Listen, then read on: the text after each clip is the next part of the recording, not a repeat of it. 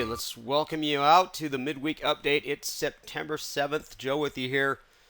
Out of August into September. You've heard us talk about this one being a little bit of a hiccup month, as it's usually historically one of the weaker or less active months of the year. It's funny with these statistics. It really just depends on where you find them, but we'll see if that's the case. The markets are actually setting up for it. So let's talk about that first, and then we'll get into some trades. Now, I've got my 2 cents. You guys know the deal. Take responsibility for the outcome. This is opinion. You got your own trading plans to go through. So coming out of a holiday, it's a shortened week. We had a pretty good move to the downside, gave up the majority of gains. I believe that was Friday, and haven't really done much since. We're up a little bit today so far. We'll take a look at the chart here in a second. But we did break to, for me, as a key support level when it comes to any sort of continuation in a bullish trend. That 400 level had to hold, and it didn't. So the best we could hope for is maybe an oversold bounce. Corey may mention this yesterday. I agree with him on that, but I have to echo Sunday's trading room. I know we didn't see yesterday in today's candle, but Darren and Rob make an excellent point that was a pretty big level to break, and a retracement all the way down to June's lows. That's pretty bearish, but I could see that happen, and it might be a slow bleed. Sentiment is cautious and bearish, and it's slowly lightening exposure. It's not a panic sell-off. These stubborn sell-offs can be just that. They can continue, and you wonder why, and it's not that bad out there. Why do people keep selling? And there's no rhyme or reason to it. That's where we got to go back to the technical. So there's no panic in the markets. A panic is usually a good indication of a bottom. I know we were talking about the 34, I think it was 33, 34 levels of the VIX, maybe a little higher than that. That would be a panic sell. That would be a big push to the downside, meaning, hey, I've got to hedge myself out. I've got margin calls. I'm getting cremated.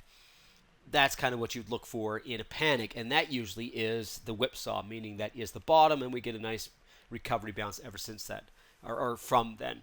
So jobs were solid last week, but what we're starting to see is strength in the economy. Usually, I'm starting to see that it dictates to a Fed that's going to be more stern and more hawkish. When jobs start to fall off, when we see weakness in the economy, that's the only time we're going to see the Fed maybe step back, and that's its own problem. So it's this double-edged sword. We are seeing selling into strength. And that is one point that I took away from Sunday's room, is when the markets have that big move to the upside, it looked pretty good, and then just gave it all back.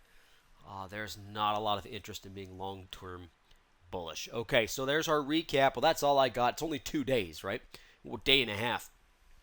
But the trade ideas are great. UPS was a cool one that popped up yesterday. Corey brought that up. It's not really following through right now, so I didn't really put it as an example. But take a look at that. They said that they're going to hire about 100,000 people for the holiday season, and then I also saw that UPS was in some other problems. So they're kind of in the news. We'll see if they hold in. However, strength is where you find it. AES, of course, CAH, looking pretty good. I've got both those out from Sunday's class.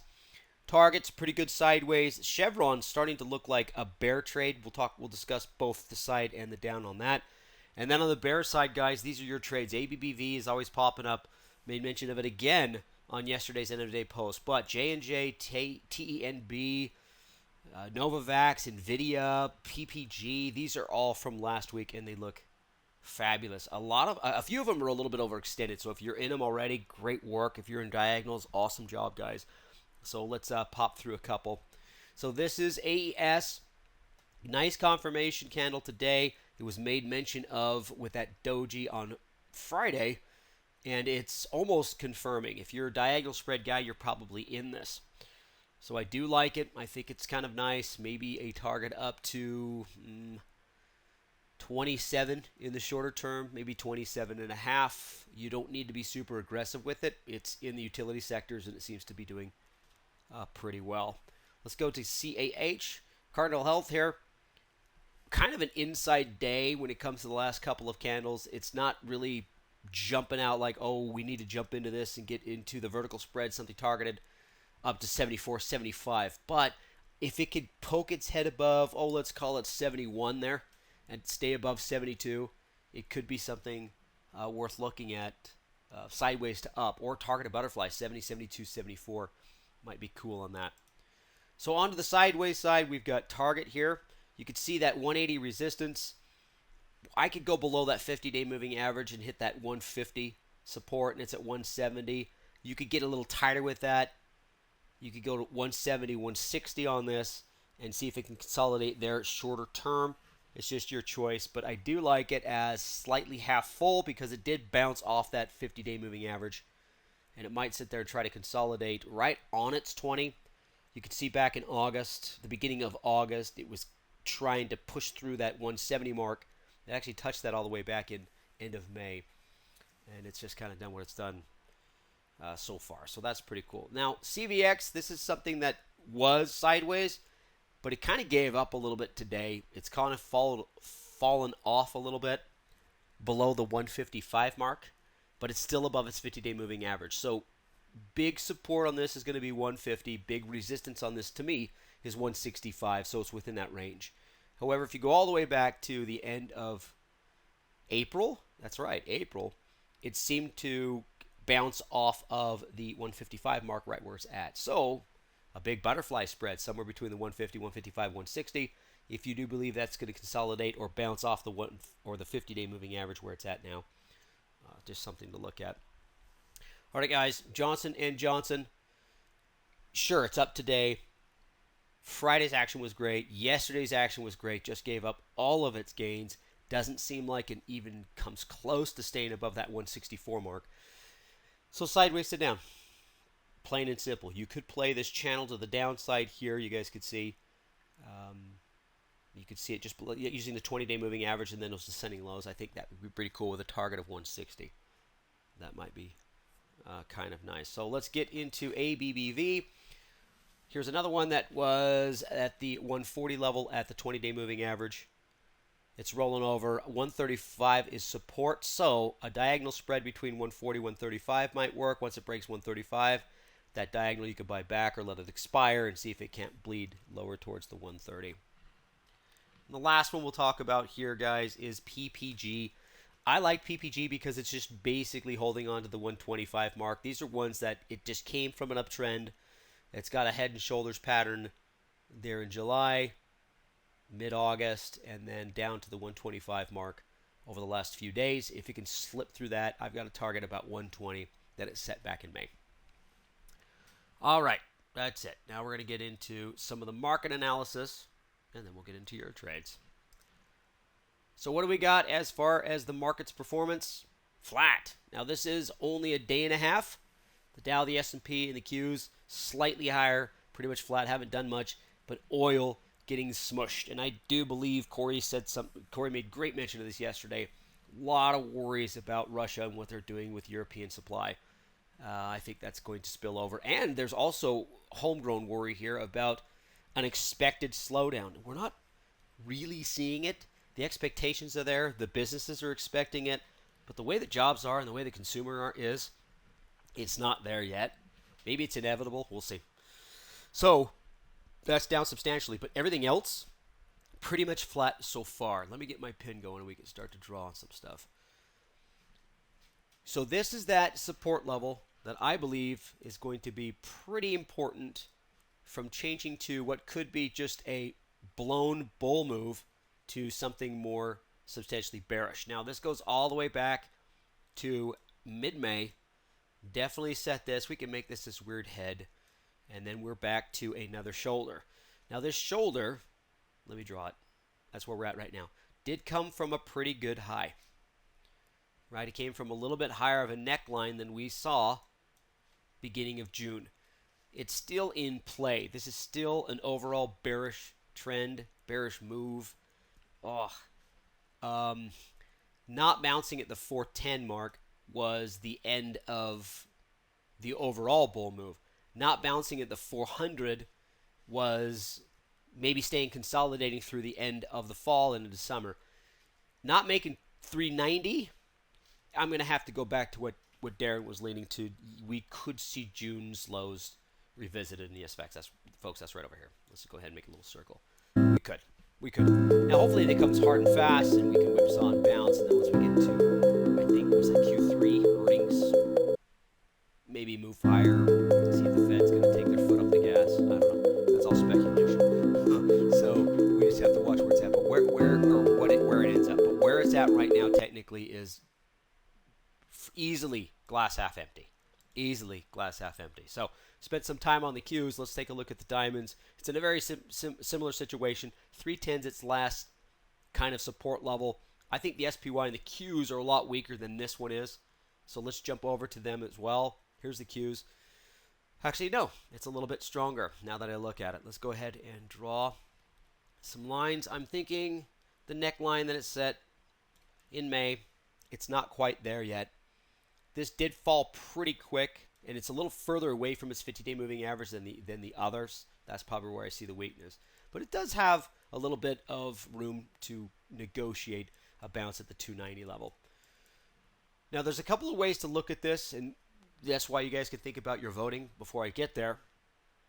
Is do we consolidate this level and then just roll over? We have a whole lot of Fed talk coming up. Or do we bounce? Corey made mention of an anemic little rally, maybe into the end of the week. Rallies back up to, let's say maybe 300 here, and then just gives it up into next week. Or we consolidate and fall lower. I could see either of those. It just depends on how optimistic the investor is, or pessimistic, or if there's more people that want to actually pull out of these markets. So let's get into some economic reports. Not a lot. We had the holiday.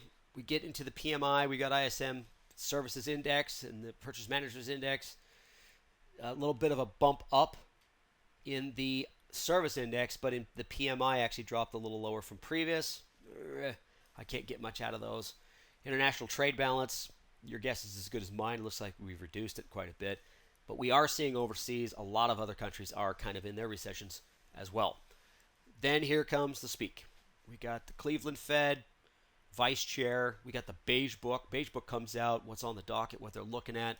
Let's move over into the rest of the week. We'll have our jobless claims. Jobless claims weren't too bad either last week. So jobless claims and employment, not too shabby. So we'll see. The markets they liked it at first, and then they hated it. So well, I don't know where we're going to go with it moving forward. So Chicago Fed President Charles Evans speaks at noon on Thursday.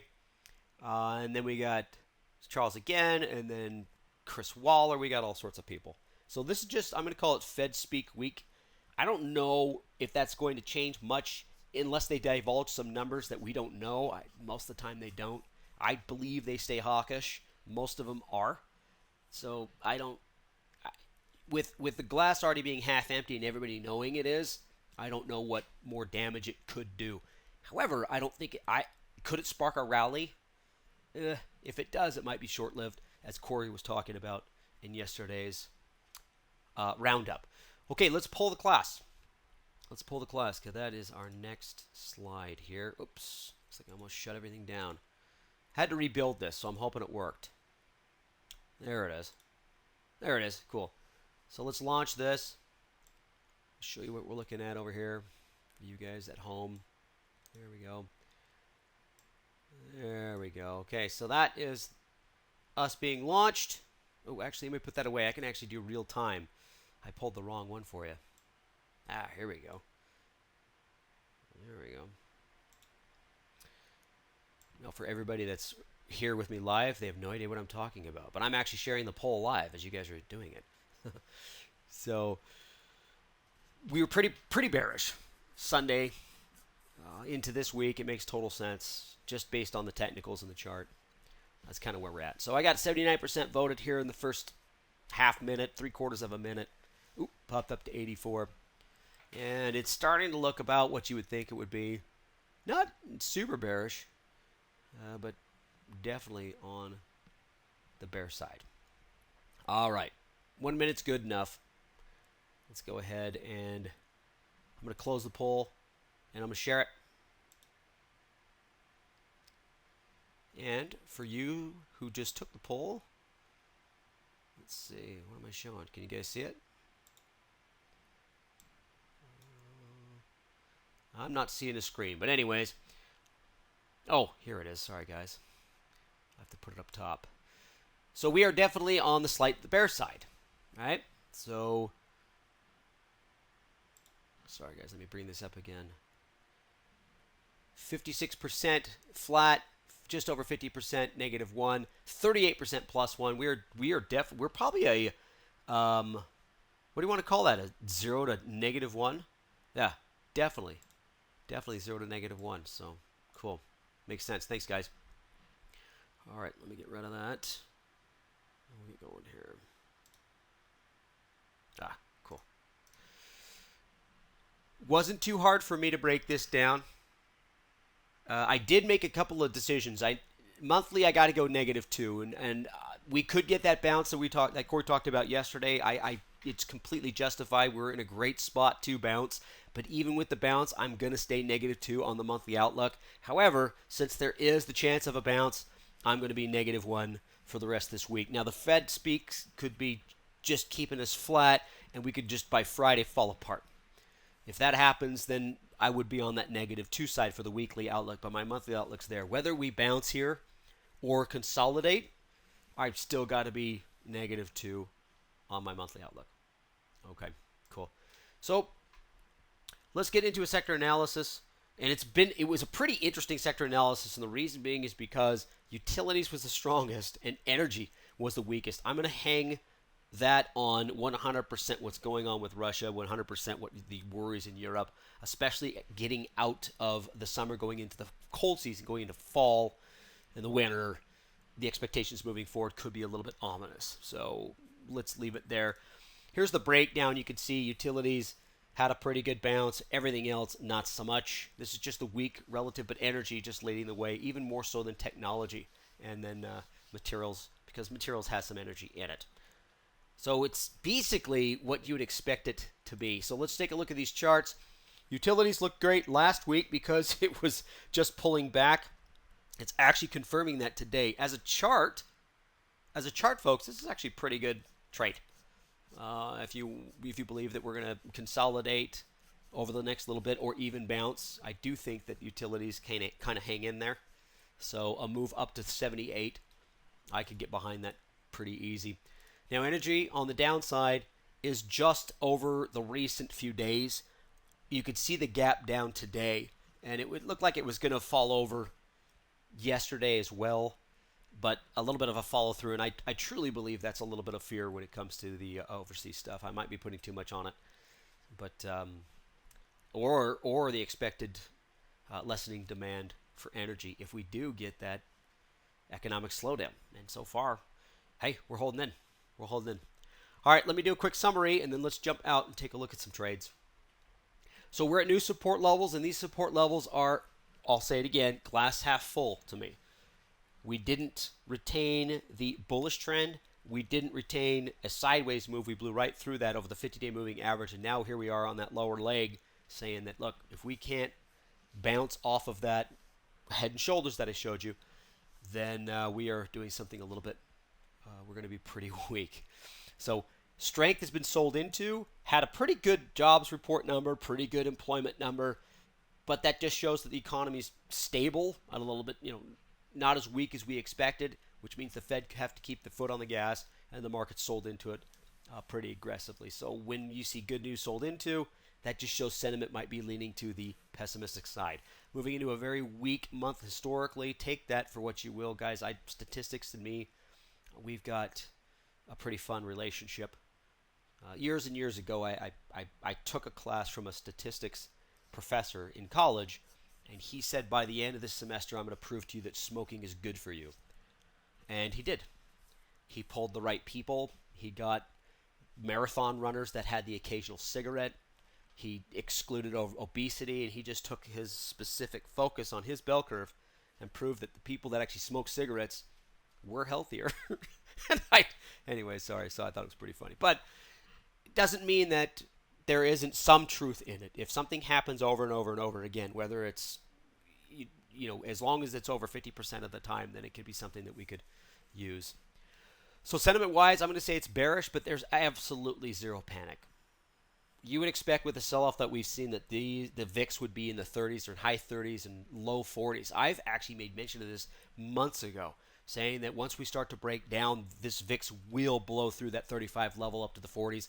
Haven't even come close, but that's kind of still where I'm leaning at when it comes to an absolute flush out. So the Fed remains diligent on inflation. They've got plenty of time to talk about it. We're going to have to listen to it. If you guys want to put yourselves to sleep, turn on CNBC and listen to one of the Fed heads talk. It'll put you straight to sleep. But that's what's going to go on for the rest of the week. And that's about all we can kind of hope for. So if you want to sit through that, go for it. If not, I don't blame you. I'm not going to. All right, let's go out and take a look at some trades and share them with the rest of the class. There we go. All right, so here we are on our Finviz. What do you guys got? Let's get started here. Once it confirms, I got to scroll back up, Dan. Sorry, I cut you off. Oh, there we go. So the first one we're going to take a look at is ZM. Zoom. Everybody works from home. I'm working from home right now. And Zoom's pretty much over it. What do we got here? A 70, September 70, October 85, put diagonal. Once it confirms. All right, cool. 85. Okay, from this top range here to 75, which is going to be probably slightly targeted down. Can we say that's 70 right there? Let's make this fun. There we go. Okay, yep, I'm fine with that. I'm fine with that. And this is already at that May low that I was talking about, or June lows when it comes to the overall markets. Some of these are already there. So when you have some of the stay-at-home stuff, some of those high flyers that we've seen over the last little bit, they're already at these levels where the markets are somewhere up in this level, this area, right? Interesting. I agree. I like it, Dan, a lot. Let me write that down. Cool. And he's doing it September, October. He's spreading it a month. That's probably all the strike prices they have. Maybe they don't. I don't know. But I like it. I like how wide you are. You're deeper in the money with the 75. You're giving it a little bit more wiggle room since you're going out through the rest of September. Let me check it since we're here. The expiration cycle here.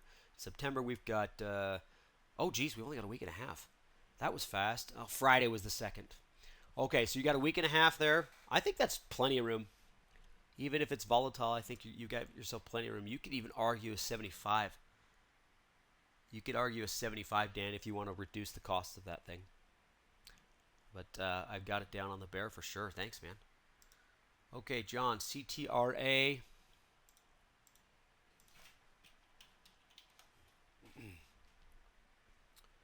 And this is going to be a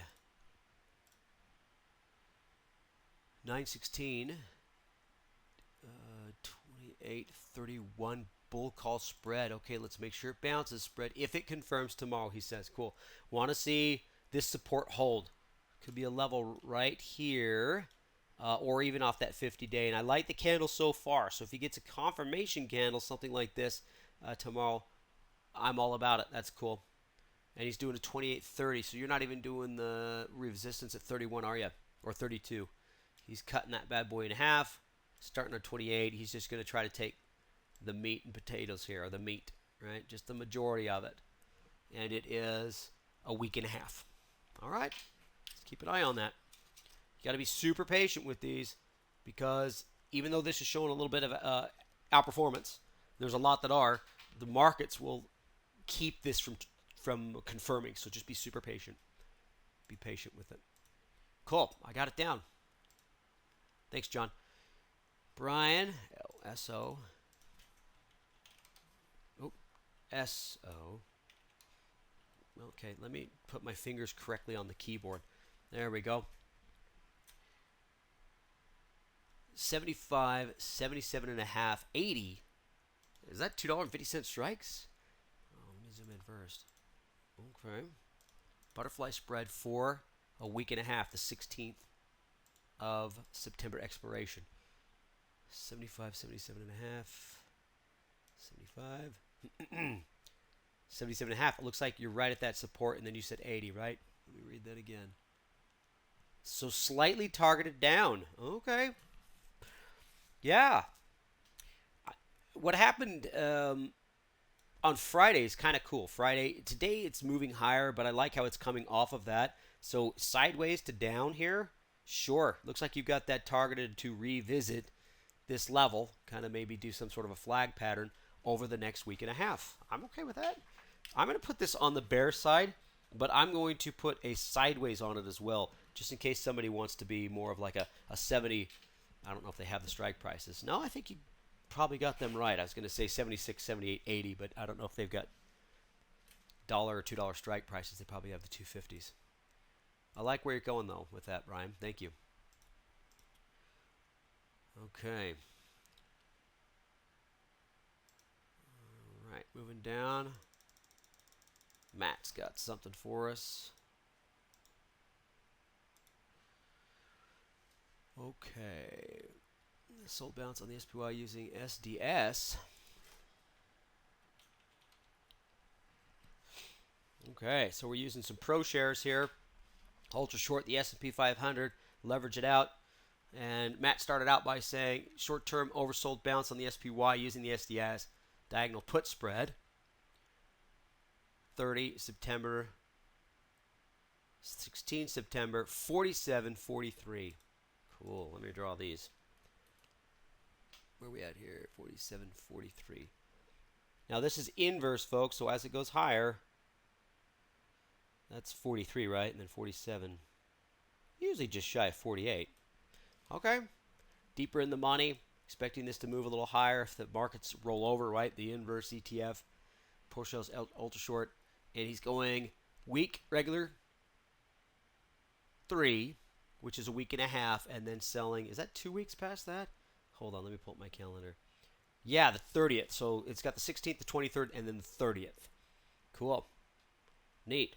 So you're playing the breakdown on the overall markets, but you're using the inverse, which is the ProShares ultra short. That might be something to look at. Let me put that down. That's fun. And it's funny because I can put it over here on the bull side, SDS, because it's the chart we want to go up. The markets we want to go down. Thanks, Matt. Let's see. Wait for more of a confirmation hopefully tomorrow, or take a preemptive half position today? Question mark. And to answer that question for you guys that I've worked with, a lot of my diagonal traders are okay putting it on as it's confirming or as it's basing, because what they want to bring in is that credit from what they sold. So we always wait for it to break above or below support resistance, and then we get into it. That's fine with straight calls, puts, verticals, actually anything. But I do have traders that say, hey, once it starts to base and it shows that it's moving higher before it even triggers, or the day that it starts to trigger, I can enter the position. It just depends on the trader's discipline. Going back and forth is going to hurt you. Doing it one way all the time usually shows a little bit more consistency. So to answer the question, Matt, and I'm glad you brought it up, bud, is, it just depends on your trading plan. Also to that is, could we take half position? Sure, you can enter half position. Once it confirms above where you want to see it, take the second half. Just depends on what's on your plan. Make sure that's in your plan first, though, everybody, right? All right. Thanks, Matt. Let's go to our next trade. It's WELL. Let me get rid of the marking pins. Look at a September 16th, 77.5, 70 vertical put spread. Zoom in a little bit. 77.5, 70. Down here. Actually, you know what? Let me do this. I can move this, can't I? There we go. Now we can see the 70. Here's his target. Okay. 77.5. Right about there. We'll call it 70 target. Okay. Sure. For a week and a half, might be a little big of a bite, but I do like this. Whoops. Yeah, where it's at. I mean, if this could just roll over and give it up, and maybe that's all you have is the 70. If you could do maybe a 72.5, you could actually shorten that up, give yourself a better risk reward. But once again, James, what's cool, I mean, even if it just goes down to 72 and stops, you still make a pretty good chunk of change. I'm fine with it. Let me put it down on the bear watch. W-E-E-L-L. W-E-L-L. Awesome. Thanks, James.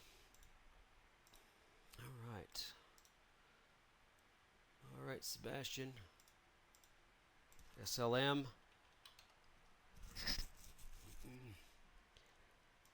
Zoom a bit on this guy here. We've got 15, 14, 13 put butterfly.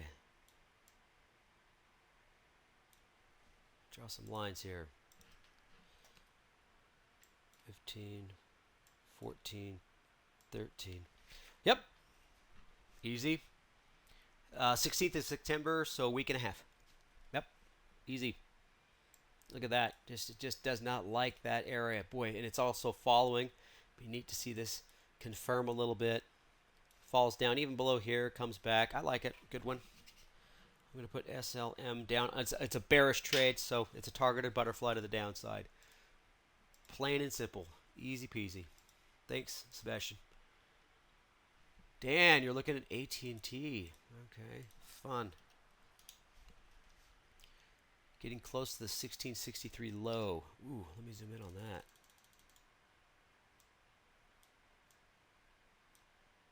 I imagine that was probably set a little bit further out. I'm kind of zoomed in here, but that's all right. I kind of wanted to see this.